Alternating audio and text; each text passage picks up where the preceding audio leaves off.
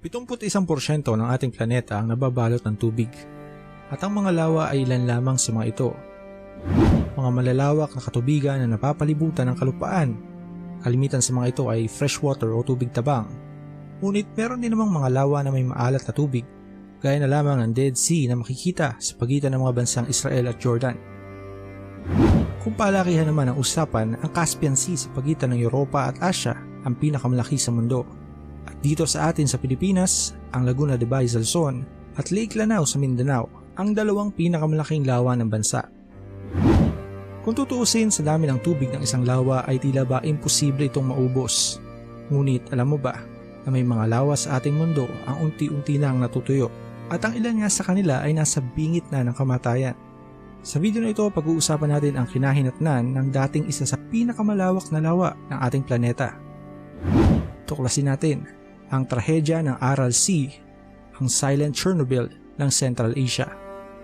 Kung bago ka nga lang pala sa ating channel ay mag-subscribe ka na. Pindutin mo na rin yung notification bell para lagi kang updated sa mga susunod nating upload. Simulan na natin. Kalawanging mga barko sa isang malawak na disyerto na lumalagitnit sa tuwing iihip ang hangin. Sino nga naman ba ang mag-aakala na ang tigang at masalimuot na tanawing ito ang dating isa sa pinakamasiglang lugar ng sinaunang panahon? Makikita sa border ng mga bansang Kazakhstan at Uzbekistan, ang Aral Sea ang dating pang-apat na pinakamalaking lawa ng ating planeta. Malayo sa kung ano ang maratanaw mo ngayon. Ang tubig sa Aral ay galing sa Pamir Mountains, na kilala din sa bansag na Roof of the World o ang bubong ng mundo. Ang ulan at natunaw na snow mula sa Pamir ay dumadaan sa mga ilog ng Sirdarya sa silangan at Amu Darya sa bandang timog. Naiipon ang tubig sa Aral at bumabalik sa atmosphere sa natural na proseso ng evaporation. Sa loob ng ilang libong taon, ito ay nagbigay ng buhay at kasaganahan sa mga komunidad na malapit dito. Masaganang huli para sa mga mangingisda, patubig para sa maliliit na magsasaka, at pahingahan para sa mga manlalakbay mula Asia at Europa. Napapalibutan man ang tigang na paligid, ang Aral Sea ay naging perpektong lugar sa pag-usbong ng sibilisasyon. Sa mga nakalipas na taon, naging maunlad ang palibot ng lawa. 1847, nag-umpisang magkaroon ng presensya ang Imperial Navy ng Russia. Sa bunganga ng Sirdarya River ay itinayo ang Fort Aralsk. Dito din binuo ang unang dalawang barko na naglayag sa lawa, ang Nikolai, isang barkong pandigma, at ang Mikhail, isang merchant ship.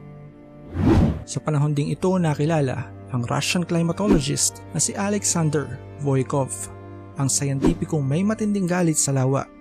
Hindi matanggap ni Voykov ang natural na proseso ng paglalabas ng tubig ng Aral Sea. Insulto ito para sa kanya. Tinawag pa niya itong useless evaporator at ang pinakamalaking pagkakamali ng kalikasan.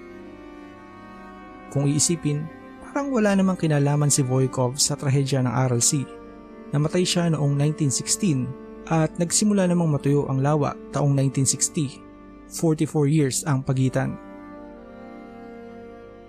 Ang hindi alam ng karamihan, ang puot ni Voykov sa lawa ng Aral ay naisulat bago siya pumanaw. Ito ay naidokumento at ang kanyang ideolohiya ay naipasa sa mga future leaders na kokontrol sa rehiyon. 1917, natapos ang monarkiya sa Russia. Bagamat na naiga ang komunismo, tuloy pa rin ang buhay sa paligid ng lawa. Nagbago ang lahat sa pagpasok ng 1920s. Naging parte ang kasalukuyang Uzbekistan ng Soviet Union. At ninais ng pinuno nito na si Joseph Stalin na gawing malawak na plantasyon ng bulak ang mga republika sa gitnang Asya. Dahil sa pambihirang ambag nito sa ekonomiya, ang bulak o cotton ay tinatawag din na white gold. Ngunit paano ito maisa sa katuparan? Dahil sa tuyong klima at tigang na lupa, magiging mahirap magpatubo ng bulak, isang pananim na matakaw sa tubig. Dito naganap ang isa sa pinaka-ambisyosong engineering project sa kasaysayan. Para makapagpatubo ng bulak, libu-libong milya ng mga kanal ang iniugnay mula Sirdarya at Amu Darya tungong disyerto. Sa dami nga naman ng tubig ay imposible itong maubos. Idagdag pa dito ang paniniwala ni Voykov na naipasa sa kasalukuyang henerasyon. Ang ideolohiya na wala namang silbi ang RLC, bakit hindi na lang natin gamitin ang tubig na napupunta dito para payamanin ang bansa? Magtanim tayo ng maraming bulak. Ilang dekada ang lumipas at lalong lumakas ang paniniwalang ito, lalo na ng ministro na namamahala sa pagpapatubig. Ang hindi nila alam, ang balanseng ito ay malapit nang matapos.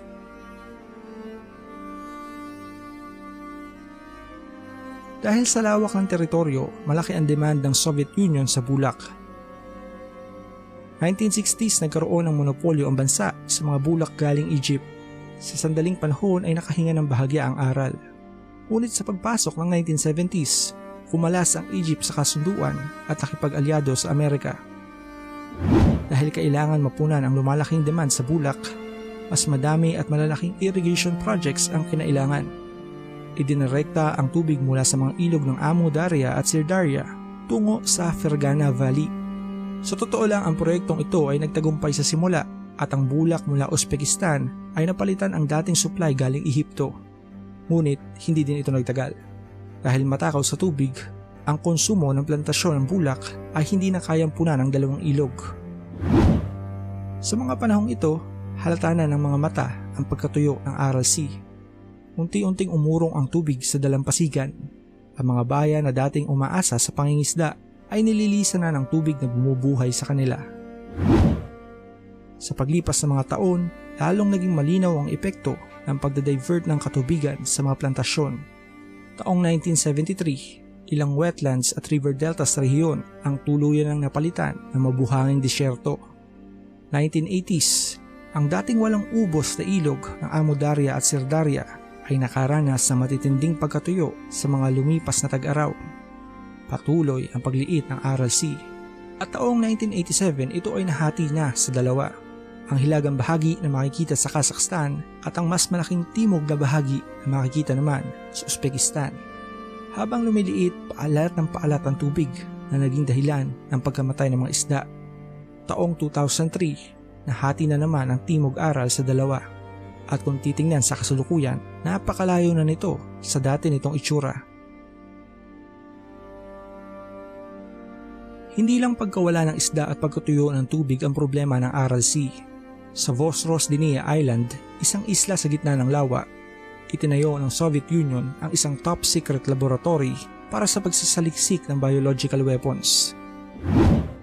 Ito ay ang Aralsk-7. Sinuri dito ang iba't ibang mga kemikal at mikrobyo na may potensyal na magamit sa digmaan. Ilan lamang sa mga ito ang anthrax, brucellosis, tularemia, smallpox, at maging ang bubonic plague. Dahil nasa gitna ng katubigan, inisip ng mga namamahala na hindi makakalabas sa pasilidad ang anumang eksperimento. Ngunit sa pagkabuwag ng Soviet Union, nagsara ang Aralsk-7 noong November 1991. Ang lahat ng tao na naninirahan sa Vosroshdeniya Island ay inilikas sa loob ng ilang linggo. Inabandona ang mga infrastruktura, sibil at militar. Ang maliit na bayan ng Kadtubek ay naging ghost town. Marami sa mga lalagyan na naglalaman ng biological waste ay hindi maayos na naiimbak o nawasak. At sa pagkatuyo ng lawa, unti-unting nagkaroon ng tagas ang mga sisidlang ito. Sumama ang lason sa lupa at dahil sa mga dust storms na ikalat ito sa hangin. Umabot ito ng hanggang 800 kilometro. Kasukat ng distansya mula Maynila hanggang Surigao. Ang sandata na gagamitin sana sa kaaway ay nagamit sa mga ordinaryong mamamayan. Nagkasakit ang mga komunidad, problema sa baga, birth defects at mataas na infant mortality. Ang ibang sakit tulad ng tuberculosis ay nagmutate at hindi na tinatablan ng gamot. Nagsulputan din ang iba't ibang uri ng cancer. Sobrang lala ng polusyon sa hangin at lupa. Umabot ito sa mga karatig na bansa. Dahil sa bagsik ng pinsala ng trahedyang ito, binansagan ng Aral Sea na Silent Chernobyl. Ang maihalin tulad sa pinakamalaking nuclear accident ang nagsimento sa trahedya ng Aral bilang isa sa pinakamapuninsalang environmental disaster na ginawa ng tao.